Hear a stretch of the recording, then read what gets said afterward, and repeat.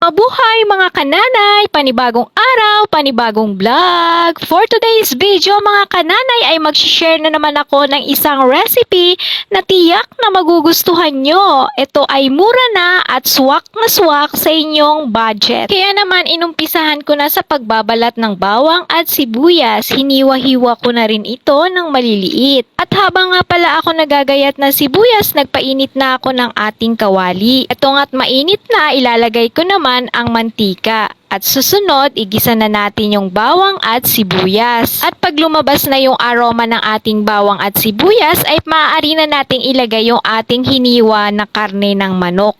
Picho nga pala yung ginamit ko dito. Nilagyan ko nga rin pala to ng konting oyster sauce para magkalasa naman yung ating manok. At pagkatapos, halu-haluin lang natin ito. At habang nakasalang yung ating manok at pinapalambot pa natin ito, umpisahan ko naman balatan at gayatin itong mga gulay.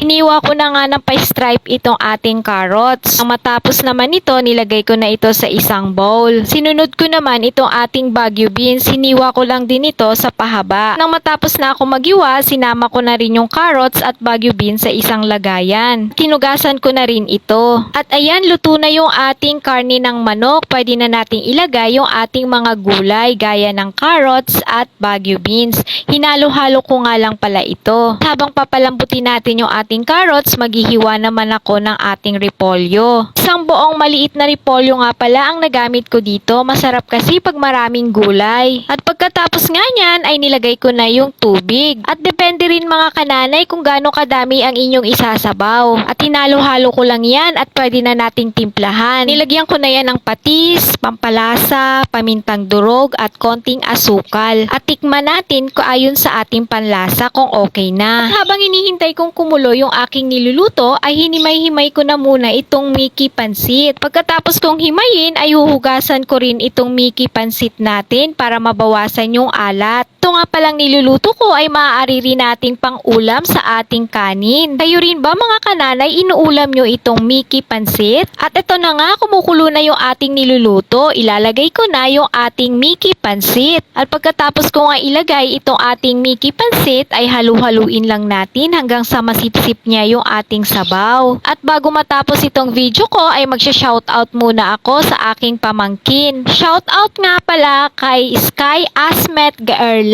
ang napakapogi kong pamangkin na laging nanonood ng aking mga vlog. At ayan na nga mga kananay, luto na yung ating Mickey pansit. Ilalagay ko na yung gulay na repolyo. Halu-haluin lang natin ito hanggang sa mag-combine yung ating repolyo at yung iba pang mga sahog natin dito sa ating Mickey pansit. At patayin na rin natin yung ating kalan. O ayan mga kananay, isa na namang recipe ang aking ibinahagi sa inyo. Ang Mickey pansit, my own version, maraming gulay. Try nyo rin ito mga kananay lutuin. Tiyak na magugustuhan din ito ng mga junakis nyo. Mura na, masustansya pa. And that's all mga kananay. Thank you for watching. See you on my next vlog. Bye!